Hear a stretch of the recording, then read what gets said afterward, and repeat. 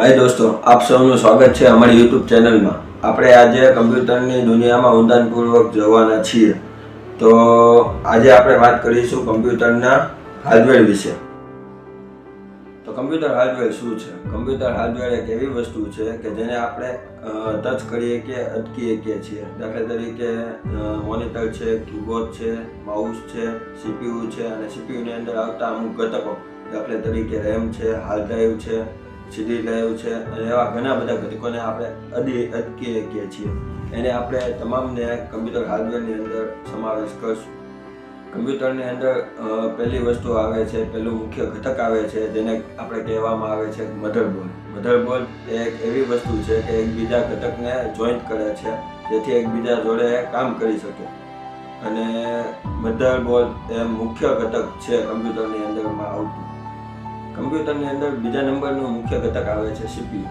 CPU એ કમ્પ્યુટરની અંદર આવતું દિમાગ છે. દાખલા તરીકે આપણે જેવી રીતે દિમાગની અંદર વિચારધારા કરીએ, જે કાંઈ પરફોર્મન્સ કરીએ, એવી રીતે આપણું શરીર ચાલે છે. સેમ એવી જ રીતે કમ્પ્યુટરની અંદર આવતું એક દિમાગ, એને આપણે સીપીયુ અથવા પ્રોસેસર કહેવામાં આવે છે. અને સીપીયુના લીધે અને પ્રોસેસરના લીધે જ આપણું કમ્પ્યુટરનું પરફોર્મન્સ નથી થાય છે. આપણું ત્રીજું મુખ્ય ઘટક આવે છે જેને કહેવાય છે રેમ.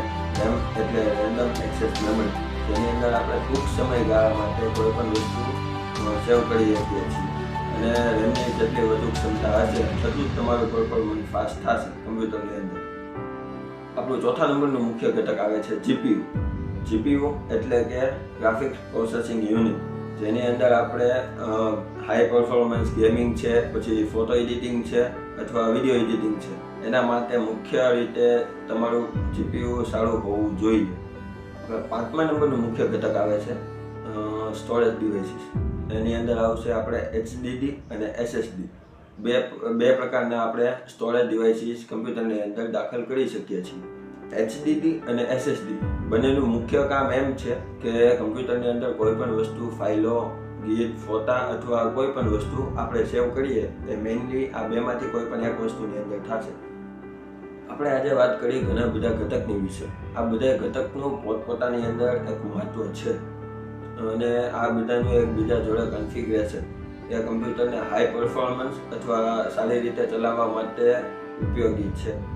આપણે આજના વિડીયોની અંદર જાણ્યું કે કમ્પ્યુટરની અંદર કયા કયા મુખ્ય ઘટકો હોય છે અને તેની ભૂમિકાઓ શું શું હોય છે.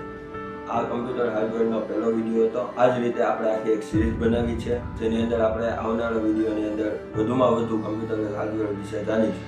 જો તમને આ વિડીયો ગમ્યો હોય તો વિડીયોને લાઇક કરજો, ચેનલને સબસ્ક્રાઈબ કરજો અને કોકને જેને જરૂર હોય કમ્પ્યુટર હાર્ડવેર વિશે શીખવાની અથવા સોફ્ટવેર અથવા નેટવર્કિંગ વિશે શીખવાની તો આ વિડીયો એને વધુમાં વધુ શેર કરવા વિનંતી છે.